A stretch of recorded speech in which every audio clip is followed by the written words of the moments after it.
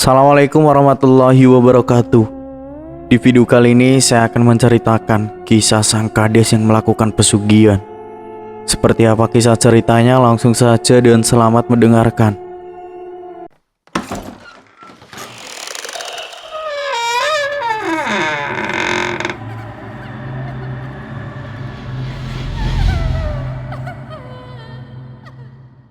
Hati-hati kalau main ya nak, pulangnya jam 5 sore aja, kata Ibu Andre kepadanya. Baik Bu, Andre cuma bermain di rumah Hasbi kok.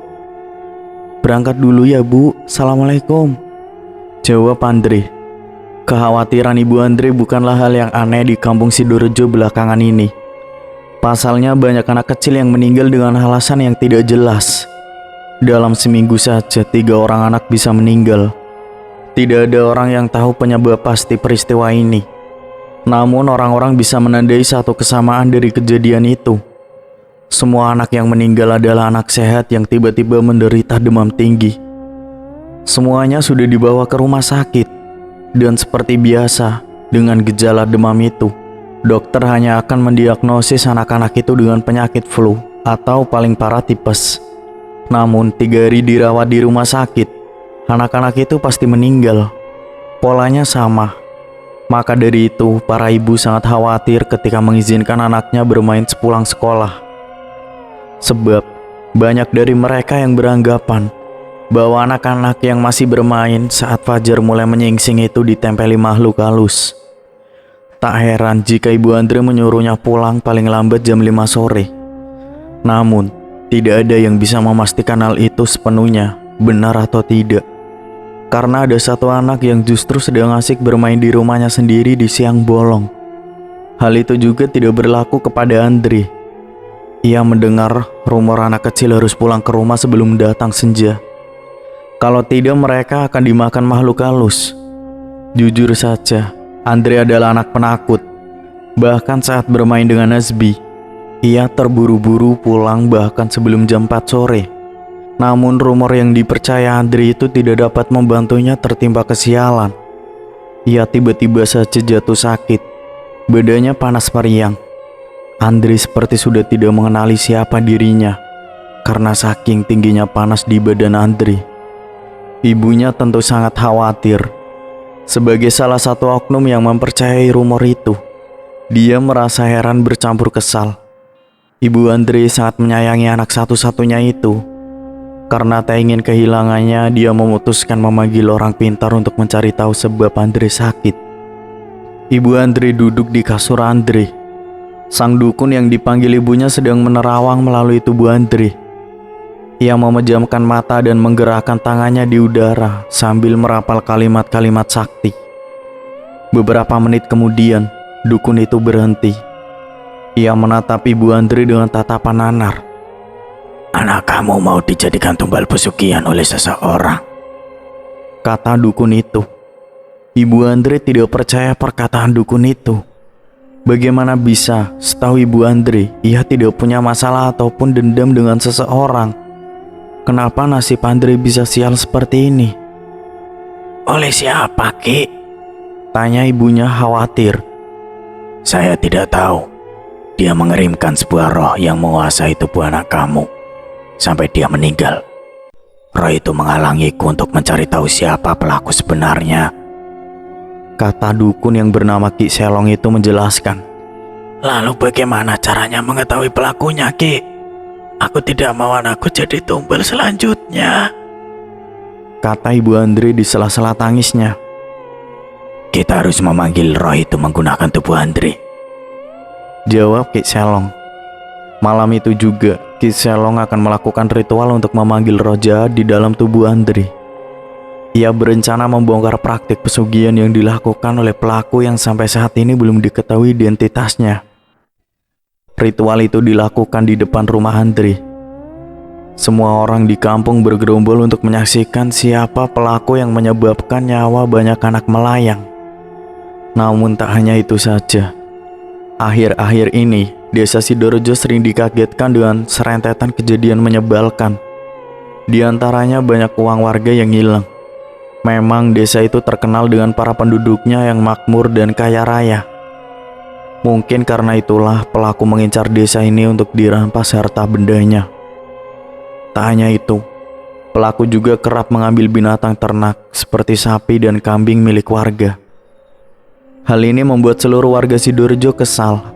Mereka bertanya-tanya, siapa sebenarnya dalang dari ini semua? Yang mereka tahu, sistem keamanan di desa itu sudah canggih. Akhirnya atas perintah saksi keamanan desa, pemuda desa ditugaskan untuk berjaga malam. Warga desa itu juga sepakat membuat sayembara yang menjanjikan uang 100 juta bagi siapapun yang dapat menangkap pelaku itu. Sumadi, salah satu pemuda desa yang berjaga malam ini, sangatlah semangat dengan gilirannya. Pasalnya ia sangat menginginkan uang itu. Kalau ia bisa menang, uang itu akan ia gunakan untuk biaya perkawinannya dengan Siti bulan depan. Sumadi datang bersama 3 pemuda desa lainnya, Suparjo, Jono, dan Mat. Mereka duduk melingkar di pos ronda untuk mendiskusikan kerja mereka malam ini. Tapi alih-alih berdiskusi tentang itu, mereka malah asik melontarkan opininya masing-masing untuk menebak siapa pelaku di balik semua ini. Suparjo yang lebih tua setahun dari yang lainnya memulai pembicaraan. Kalau dipikir-pikir, Pak Gatot itu bisa dicurigai loh, katanya. Kenapa kamu mencurigai dia, Ju? Bukannya dia sudah kaya ya? Tanya Jono sambil menyesap sebatang rokok. Elah dalah, kok kalian tidak tahu? Pak Gatot itu mau nyalon menggantikan Kades yang sekarang. Makanya dia butuh duit yang besar buat mendanai kampanye. Kemarin beliau sudah datang ke rumah, nawarin Bapak duit. Tapi Bapak tidak mau, dia masih suka Kades yang sekarang. Jelas Suparjo panjang lebar. Masa mebel segede itu masih kurang, Jo? Tidak mungkin, aku yakin pasti pelakunya Bu Suratmi. Lah warung-warung kecilnya yang baru buka sebulan itu sudah bikin cabang di mana-mana. Pasti dia gunakan uang-uang yang dicuri itu buat modal bangun cabang-cabang itu, kata Mamat. Kalau itu mah beda lagi, Mat. Sudah jadi rahasia umum kalau Bu Suratmi pakai pesugihan biar dagangannya laris. Dia nggak ada hubungannya sama kejadian ini. Kalau menurutku, maling yang satu ini cerdas. Lihat saja di seluruh desa kita sudah banyak CCTV-nya. Kalau menurutku, maling yang satu ini cerdas. Lihat saja di seluruh desa kita sudah banyak CCTV-nya. Tapi saat dicek, tidak ada satupun tanda-tanda mencurigakan dari orang-orang yang lewat di sekitar rumah korban, kata Suparjo memancing diskusi panas. Sumadi yang notabene adalah seorang pengamat hanya diam saja mendengarkan celotehan teman-temannya itu. Dia lebih senang mengumpulkan informasi yang lengkap sebelum mengambil kesimpulan. Bisa jadi apa yang dikatakan teman-temannya belum tentu benar. Tapi itu juga tidak menutup kemungkinan ada salah satu dari mereka yang mengatakan kebenaran. Kamu yakin kalau pelakunya seorang maling, Jo? Jono yang suka bertanya memancing balik Suparjo. Aku yakin, kemarin aku habis bertanya dengan Pak Ahmad. Katanya pas rumahnya kemalingan, dia sempat mendengar ada suara orang menuruni tangga di rumahnya. Tapi pas dicek, ternyata tidak ada orang kecuali keluarganya. Berangkasnya ternyata sudah kosong dilahap. Suparjo memang informan handal. Diskusi itu berhenti di argumen Suparjo. Mungkin karena yang lain sudah tidak punya pertanyaan atau informasi lain yang bisa dibagikan. Tiba-tiba momen diam itu dipecahkan oleh kehadiran Pak Kades. Ia menghampiri mereka berempat di pos ronda. Setelah selesai berbincang dengannya, Pak Mamat membuka diskusi kembali. Apa kalian tidak curiga dengan Pak Kades? Kalian sering dengarkan kalau dia selalu punya mobil atau binatang ternak baru saat malamnya ada kemalingan? Tanyanya. Kamu itu, Mat. Kalau tidak tahu apa-apa, ndak usah langsung menyimpulkan sesuatu. Kalau salah bisa jadi hoak lu itu, kata Suparjo mengingatkan. Loh, tapi bisa jadi, Ju. Saya juga kadang terheran, Pak Kades itu tidak terlalu kaya tapi kok bisa mengalir terus duitnya. Jono mulai curiga juga. Masa kalian tidak tahu juga? Itu mah praktik biasa buat pejabat-pejabat. Ya meskipun di desa, tapi nggak menutup kemungkinan juga kalau Pak Kades suka korupsi dana desa, kayak DPR yang di TV itu. Jangan salah lu, gini-gini dana desa kita besar juga, bisa sampai miliaran. Suparjo mencoba menyangkal argumen teman-temannya. Mendengar kesimpulan terakhir, Sumadi tidaklah yakin dengan apa yang dikatakan Suparjo. Meski perkataannya banyak benarnya, kalau memang Pak Gatot ingin nyalon, sudah pasti Pak Kades yang tidak terlalu kaya itu merasa terancam karena dia kalah jumlah dengan Pak Gatot. Lagi pula, Sumadi juga sering mendengarkan kalau binatang ternak milik Pak Kades itu banyak yang mirip dengan binatang ternak dari orang-orang yang kemalingan. Sumadi yakin Pak Kades juga tidak bisa melakukan korupsi. Relasinya di pemerintahan dan kepolisian sangatlah minim. Kalau dia ketahuan, dia tidak bisa mengelak atau menyogok agar bisa keluar dari hukuman. Di kediaman Ibu Andri, di tengah gerombolan warga itu, ada Ki Selong yang sudah bersiap-siap, dan tubuh Andri yang didudukan di kursi. Bapak dan Ibu semuanya, dimohon memberikan cara agar Ki Selong leluasa. Hari ini kita akan segera mengetahui siapa pelaku di balik ini semua, kata Ayah Andri memberikan pengumuman. Tak lama setelah itu, ritual dimulai. Ki Selong membacakan mantra-mantra yang tidak seorang pun tahu artinya. Tiba-tiba tubuh Andri bergetar. Matanya tiba-tiba membelalak dan tubuhnya memberontak. Untung saja Ki Selong sudah mengikat tangan dan kakinya di kursi, sehingga ia tidak bisa lari. Setelah itu Ki Selong menanyainya. "Kenapa kamu berada di tubuh anak ini?"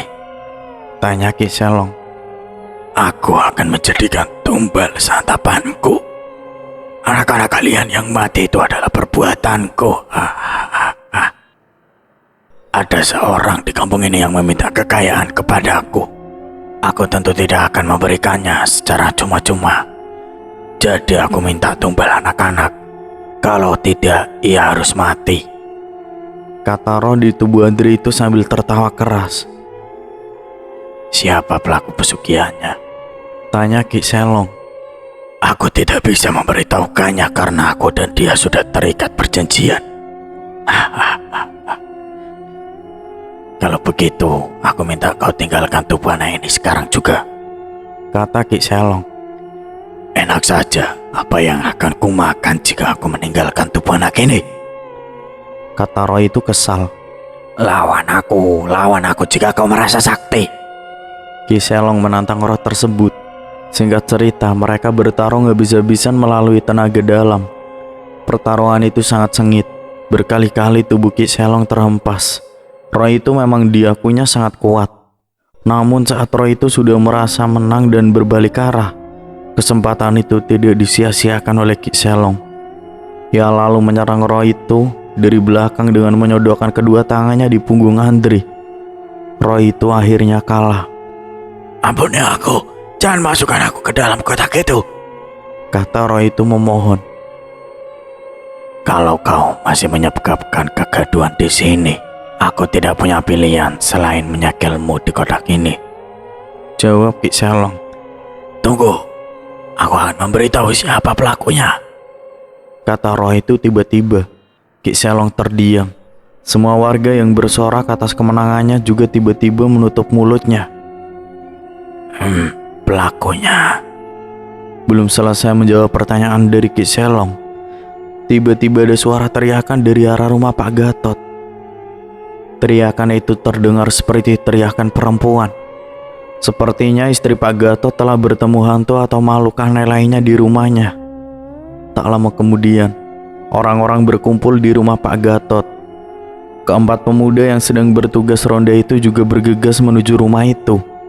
Ternyata Pak Gatot telah menangkap seekor kelelawar yang ukurannya lumayan besar. Aneh sekali, pikir Sumadi. Mana ada kelelawar tumbuh sebesar itu? Tiba-tiba kelelawar itu berubah menjadi seseorang. Dari arah belakang, Ki Selong datang dengan membawa kotak hitam yang berisi roh yang merasuki tubuh Andri. Ki Selong pun mempunyai firasat buruk tentang kelelawar itu, karena dia dirasa sangat aneh. Sekarang jujur, siapa pelaku dari ini semua? Tanya Ki Selong pada roh yang dibawanya. Pelakunya adalah kades kalian sendiri, kata roh itu jelas. Semua orang yang berkumpul di situ pun sangat kaget karena tiba-tiba kelelawar itu berubah menjadi Pak Kades yang membawa segebok uang di saku bajunya. Melihat itu, orang-orang langsung geram dan memukuli kelelawar jadi-jadian itu. Semuanya terlalu kesal karena perbuatan Pak Kades. Dugaan Sumadi benar. Meski ia tidak bisa mendapatkan uang sayembara itu, setidaknya dia tidak malu karena terlalu percaya diri dengan kesimpulan yang dibuat Suparjo. Pak Kades langsung digotong ke kantor polisi. Dia didenda dan diperintahkan untuk mengembalikan semua harta yang sudah ia curi. Sementara itu, Pak Gatot berhasil menenangkan hadiah sayembara 10 juta dan menjadi kepala desa selanjutnya. Mendengar itu, warga langsung mendidih. Esoknya mereka menggotong Kades ke kantor polisi. Sementara itu Andre selamat dan sudah sehat kembali berkat bantuan Ki Selong. Lanjut cerita dari Pak Kades. Orang-orang mengira aku kaya karena jabatanku sebagai Kades. Namun mereka tahu gaji Kades tak besar-besar amat. Aku mempraktikkan beragam amalan pesugihan yang sudah aku lakukan selama 2 tahun. Pesugihan yang aku praktikkan ada berbagai macam. Mulai dari kandang bubrah, bulu gendruwo, uang gaib, hingga tuyul dan babi ngepet. Maka tak ayal bila aku punya banyak rumah. Setiap pesugihan punya ruangan khusus untuk melakukan ritual. Maka pekerjaanku setiap waktu adalah melakukan ritual dan ritual. Urusan desa sudah ada mengurus. Aku hanya membayar tenaga profesional guna melancarkan pekerjaanku. Jabatan itu aku buru-buru hanya untuk mendapatkan nama baik saja. Semua berjalan begitu sempurna dan tak terganggu sama sekali. Kedua anakku yang masing-masing berusia 14 dan 17 tahun bahkan kerap memuji ayahnya karena hebat dalam mencari rupiah. Istri dan anakku tak mengetahui perial apa yang aku lakukan hingga suatu malam petaka tiba. Semuanya runtuh seketika. Aku kehilangan semuanya yang telah aku raih. Pada suatu malam, putraku yang berusia 4 tahun kesurupan. Ketika itu kami sedang bersantai di ruang tengah. Namun putraku tiba-tiba mencekik lehernya dan berlari keluar. Ia berteriak dengan nada yang amat berat. Aku tahu ini tidak beres. Seketika aku langsung mengejar putraku keluar. Ia sudah menghilang. Aku mencari-cari kemana ia pergi. Bahkan seluruh warga juga turut membantu pencarian. Sekitar 2 hingga 3 jam kami mencari. Tiba-tiba istriku mengalami hal yang sama. Tetapi kali ini tak berlari, melainkan mencekik lehernya hingga pingsan. Buru-buru aku melarikannya ke klinik terdekat dan membayar orang-orang suruhanku untuk mencari putraku yang hilang tadi. Aku mencengkeram erat putra pertamaku agar tak mengalami hal yang sama. Aku tak tahu apa yang sedang terjadi. Aku pun bingung. Selama ini seluruh pesugihanku berjalan lancar. Baru kali ini aku mengalami hal demikian. Namun semua mulai jelas ketika tiba-tiba sekelebet cahaya masuk ke tubuhku dan membuatku jatuh pingsan. Kala pingsan aku bermimpi sesuatu yang aneh. Di dalam mimpi itu, aku sedang berada di tengah-tengah padang rumput yang amat luas, tak berujung tetapi begitu panas. Di kejauhan aku melihat seorang sedang berjalan menghampiriku. Tubuhnya tinggi, tegap, dan berisi. Ia mengenakan jubah hitam, tampak kontras dengan suasana saat itu. Di hadapanku matanya melotot dan tangannya memegang pundakku. Ia berkata dengan kencangnya, "Berhentilah melakukan semua ini. Katakan kepada seluruh wargamu dan mundur dari kursi Kades. Kalau tidak, istri dan anakmu akan lenyap." Seketika aku terbangun dari pingsanku dan menangis. Semuanya tiba-tiba menjadi begini. Aku tak tahu apa yang tengah terjadi. Permintaan pria dalam mimpiku itu kemudian aku penuhi. Tak lama 2 hingga 3 hari, istriku sadar dan anak kembali pulang meski berwajah pucat. Aku menangis hampir setiap hari.